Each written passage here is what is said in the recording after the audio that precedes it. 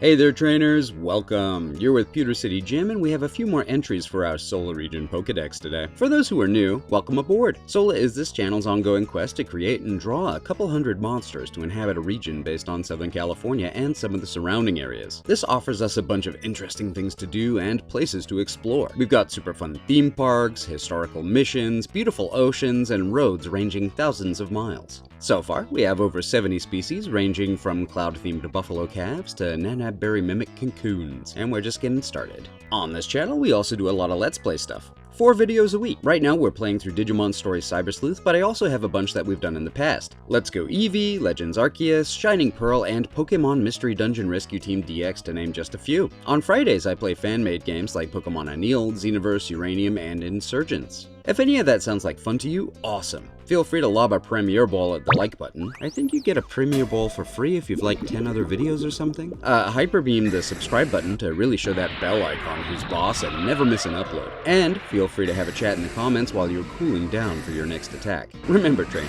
you are welcome here. Now, on to this month's designs. It's November here, and in the good old US of A, we call that turkey season. I mean, it's also pumpkin spice season, but we already have Pumpkaboo, so I'm not designing a pumpkin. I'm also not designing a turkey, but I am designing a big old bird. Not you, get out of here. Go teach some kids their ABCs or how to do taxes or something. This month, I'm designing something that is very decidedly not American. At least not naturally. Sorry to all you Thanksgiving purists, but turkey is off the menu today. In Santa Barbara County, near Solvang, there is a magical place. A wondrous place. A place that I could literally spend all day. OstrichLand. It's essentially a big ranch where you can see and befriend some really big birds. The name probably spoiled at least some of the creatures that you might find there, but not all of them. Emus are there too. Also, very cute ground squirrels. But yeah, the 2 largest Ratites are here for you to enjoy. Here's me petting an emu. You can feed them too. It's amazing, and honestly, feeding them with these big pans and seeing multiple heads crashing down into the kibbles kinda made me think of Doduo and Dodrio. It's hard not to see them as one giant many-headed beast chowing down on all those alfalfa pellets. You can sometimes see the male ostriches dancing to attract females in the right season, and you can see and feed the baby one. What's not to love? You can also buy an unfertilized ostrich egg to bring home if you want. Honestly, best 65 bucks I ever spent. Here it is next to a quail egg. 1 ostrich egg is essentially 24 chicken eggs, and 1 chicken egg is 6 quail eggs, so 1 ostrich egg is 144 quail eggs. That's egg math. Anyway, I made a wok full of scrambled eggs with it, which I served next to egg fried rice, which I made with the quail eggs. Because honestly, it's just, it's kind of funny to me to make a meal with these 2 completely different sizes of egg. Plus I get to keep the ostrich eggshell. So, all of that to get across the indisputable fact that I love OstrichLand and I wanted to have a version of it in my region. Welcome to Espathra Ranch. Espathra are clearly Pokemon ostriches. It's right there in the Pokemon category. They start out as these weird little floating egg things and evolve into this kind of Lady Gaga looking ostrich. I mean, there are a lot of cool Egyptian elements in the design too, but my first thought when I saw it, that bird has a Lady Gaga wig. I also thought that they might be what Flamigo evolves into, so, you know, what did I know? But yeah, they're clearly based on the world's biggest ratite. And that's fine, but I wanted to make sure that the smaller bird at OstrichLand was covered too, and I thought, hey, why not make kind of a counterpart Pokemon for Espathra? Not a regional variant or convergent or anything, but a Pokemon family that's sort of a mirror to it.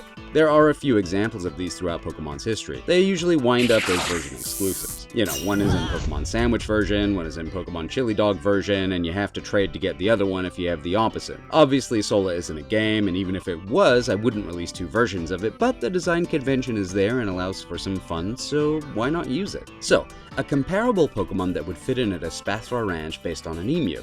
Let's go on a little trip to somewhere grassy and open. Perfect Ratite territory.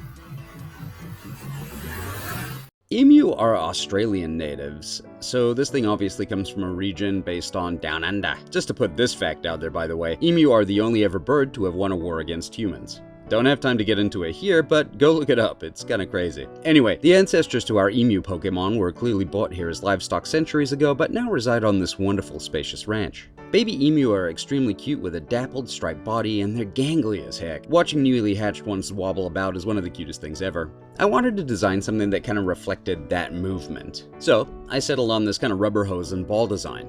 Long, ungainly legs with big cartoony feet at the end. Emu have 3 toes, so this guy does too. I wanted it to look happy and playful. Another interesting thing about emu is that they have a little vestigial claw at the end of their wings. Remember, birds are actually dinosaurs. And when I remembered that, I knew I wanted to use it somehow. Then the idea hit me. Its long, rubbery neck makes holding its head up high really hard, so instead they just hold it in their wings like a little basketball. Just imagine a field full of these little goofs running around on long, ridiculous legs, holding their heads in front with their little claws so that they can see where they're going. It's just too cute to pass up. Initially, I colored it a pink, skin-toned color to emphasize that baby bird aesthetic. 2 problems though. 1, I didn't want it to look too close to windsurf. Secondly, as I mentioned before, baby emus have feathery patterns on them, and while I did make stripes, they looked weird compared with the skin tone. I went ahead and made it a teal color to look a little bit more like an actual emu egg, which are bright green. And here we have Ratyke, the wobbly Pokemon. Ratyke are extremely friendly, curious, and playful Pokemon. They won't hesitate to try and make friends with any other creature they see, Pokemon or human. When playing with or training Ratyke, however, be gentle. Their necks are delicate. Why the name Ratyke?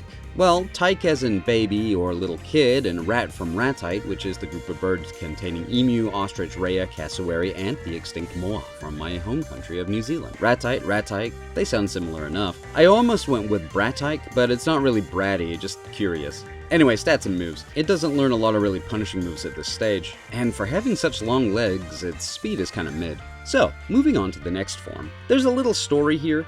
I think evolutions work best when there's a reason or an underlying narrative between forms.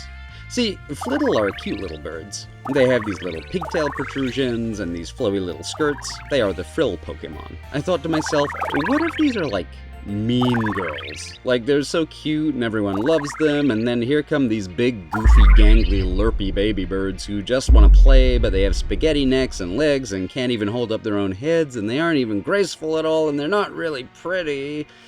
Yeah, these 2 sets of birds don't really get along, and as such, while Espathra gets kinda glamorous, the Ratyke line goes a little darker. This has been going on so long that it's influenced the evolution of the entire species. Emo emu. Let's go. So, weirdly enough, I was kind of inspired by Dib from Invader Zim when sketching for this design, with his dark clothes and kind of floopy hair in front. I wanted to make this thing look kind of edgy, and yeah, there's this one big swoop of feathers falling over one eye, and the wings curve backwards around the body to give the impression of a coat. Colors are black and gray, which makes sense for an emu-based bird anyway. Those big feet have turned into stocky legs that I kind of wanted to give the impression of big laced boots, so I added a couple of swoops of white on there to try and give the impression of laces without being too obvious. It's got kind of a scowly face with heavy brows. Its neck is much stronger now and can hold up to a proportionally smaller head, but there's a bend to it to imitate kind of a hunched posture. I made the head and neck kind of a bluish shade of gray because emus have blue skin under the feathers on their heads, so. And here we have Emui, the emu Pokemon. Emui have learned to suppress their enthusiasm for life so as not to be made fun of by Flittle and Espathra. This can make them hard to train, as even things they genuinely enjoy are reacted to with indifference. A dedicated trainer, though, can bring out the best that this Pokemon has to offer. Here are your stats and moves. Being similar to Espathra, you can see that they share a pretty similar base stat total, but with the distribution of points spread differently. They learn a lot more devastating moves once they evolve, so a trip to the move relearner would be a must for dedicated Emui trainers. They also learn a few good flying type moves to make use of that good attack stat, as the dark normal typing make fighting types crack their knuckles in anticipation. Show them you're not to be messed with by unleashing a can of Brave Bird on them. The name is spelled E-M-U-I, but pronounced Emui. Why?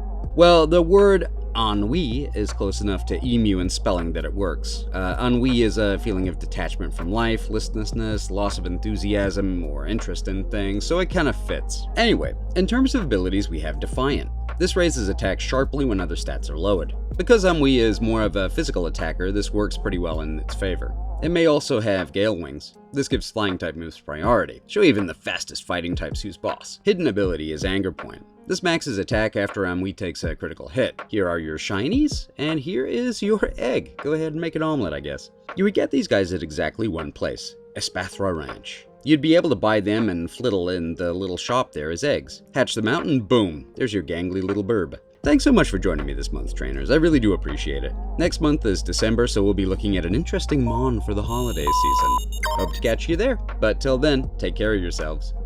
Bye!